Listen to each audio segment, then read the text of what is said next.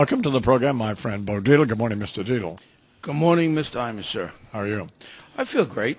So, why did you wear a pinstripe suit, an ugly pinstripe suit? Well, I wore it because of what you said about Shep Smith the other day. Yeah. He was wearing a similar suit, and they Ugly. happened to be high-quality suit he was wearing.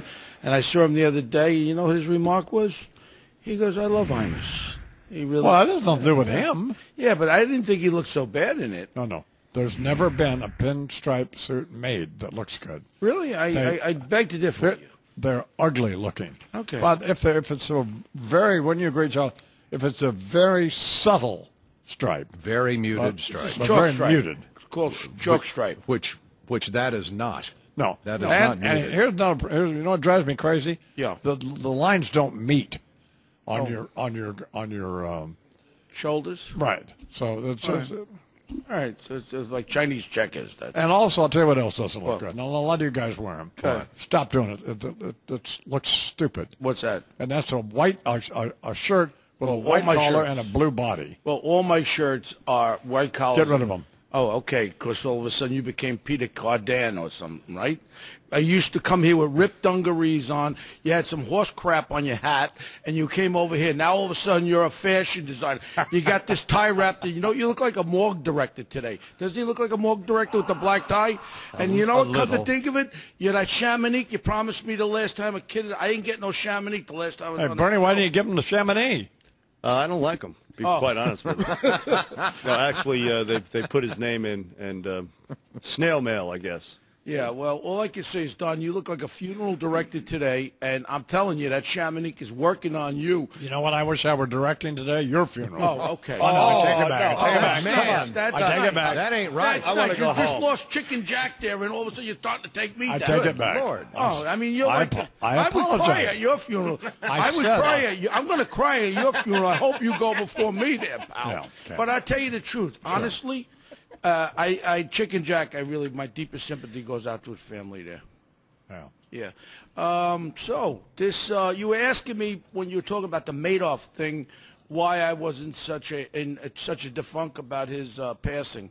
You want to know why I'm not in a defunk? First of all, he was in charge of the trading desk with his brother, but there was no trades for all these years, so there would be a little complicity there. And you know, want to know something? Honestly, no one cares about the people who probably died because of their fortunes, their life savings that they saved up. They didn't have to eat friggin' dog food. No one's caring about those old people that put all in with this guy.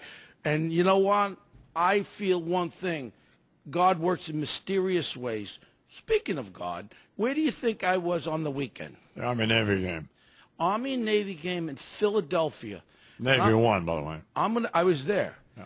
This is one of the most unbelievable places you could be. 20 guys in parachutes coming down. I was scared stiff because I broke my leg parachute, and I was on the edge of my chair. 20 guys. You had the Golden Knights. You had the Navy team. They had 4 Apache helicopters flying over, 4 F-18s. Pageant ceremony.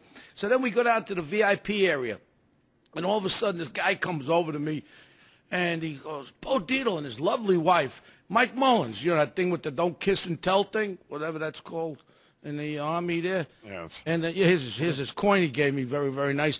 And I'm going to tell you, what a gentleman. He was there. I had my friend Admiral Ed Straw, and then you know what the biggest thrill, I sent you the picture this weekend. The biggest thrill was to meet Sergeant Ginter. I hope I'm pronouncing his name correctly. Won the Is it Charles? Congressional Medal of Honor. I'd have to check it. Bernie, how do you say it? It was Bernie? Junta. It was a soft G. Gunter? Junta. Junta. Yeah. One of the most unbelievable young men I've ever met. Says nothing, stands there. He reminded me, remember Sergeant York with Gary Cooper? Sure.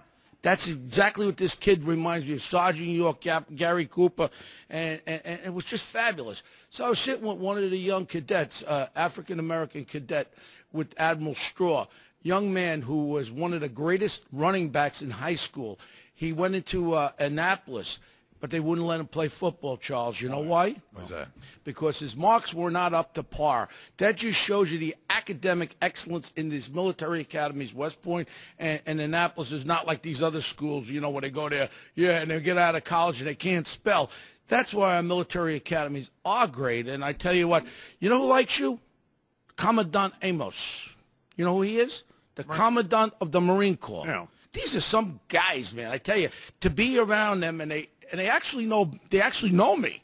And I walked over there, and I'm meeting the chairman of the Joint Chiefs of Staff, Mullen, and Mike Mullen's there, and his wife, lovely, and they all love your show too. I'm going to be very honest. That's why you really got juice. You really got juice on your show. They all watch your show religiously, and they're very big fans, very, very big fans. Then we went to this great place in Philadelphia, and it's called Ralph's. It's about 100 years old. Jimmy Ben's joint, Ralph's. Macaroni, meatballs, everything was excellent. It was a beautiful weekend. I took little Beau with me. We drove. It was about 2.5 hours. How old is little Beau now? He's 16. Okay. He's studying for these SATs. Sure. I just feel as though it's so much on these kids to put so much emphasis on an SAT, one test, and that's the determination of what college they go to. And colleges go by that rating of the SAT. It's a shame because if you're not a good test taker and you don't score well on it, these kids, these kids really study. They're studying 4 or 5 hours a day, Saturday, Sunday, to take these tests. It's unbelievable. I feel for these kids. When I was in high school, they didn't have a SAT. They just said, all I saw was EXIT, exit the door, get out of here. And I never went to college like you've done. And, it was just a wonderful, wonderful weekend. Remember, I've been knocking about small business. I'm just kind of curious. Yes, sir. I don't know. What? Please talk to me. I don't, no, it's fine. No, never mind. Talk to me. You know what I do? Remember I came complaining about small. I don't know what the point is. No. Well, here, you're a business show. You're a business show. Remember I was yakking. You're a business show. Fox Business. Remember I was yakking about the banks not giving any small business loans. A bank came to me from Philadelphia. It just happened to be in Philadelphia, called Bancorp.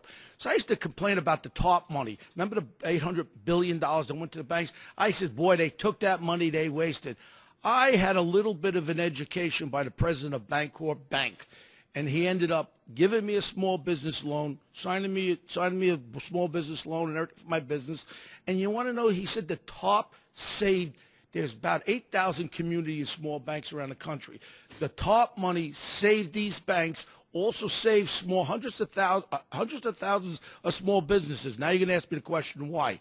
In 2008, what happened was they required the banks. They have a fund. Whenever they lend money out of credit lines, they have to have a certain amount, a certain percentage there. They then required them, because the economy was going into the toilet bowl, they required those banks to double up. Please. If they didn't get the TARP money, Charles, they would have went out of business. Small businesses would have went out of business. Make him stop talking. I can't. It's Bo Please Dietl. stop talking. I don't know how to. But listen to me. I really... Please stop talking. Okay, you asked me some questions then. Go ahead. Very nice to see you. No, but the point is that... You don't gamble on football anymore, right? I have not bet on one college game or one football game. Because of the recession, I realized when you start to bet crazy and gamble crazy and you don't have the money, what is the point? And I think after all these years, I realized... Particularly if you lose. Well, you know what, Don? There's not too many winners that are gamblers. And they want their money. So. Yeah, well, and if you don't have it, so what do you do? I don't know. Yeah. But I tell you... What do you do? No, you just don't gamble. That's a very simple. Well, why are you dressed all in black today? Did you know that Chicken Jack was going to die? Look at yourself. Did you know that? You know, another thing. What? You have a black tie, black jacket, and you're looking at me, and you're looking at me thinking I don't look good. I could go on Broadway the way I look. You could go. Yeah, you could go on Broadway in Guys and Dolls. You could go to. You could go to. Absurd. You know what? You're dressed right now. Kern's Funeral Home over in Ozone Park. They could pop you in one of those coffins with your Chamonix look. You would look great right now with that all in black, laying in a coffin there, looking up at me, saying, "Hey, Bo." 13 to the hour. Bo Dietl is going to leave.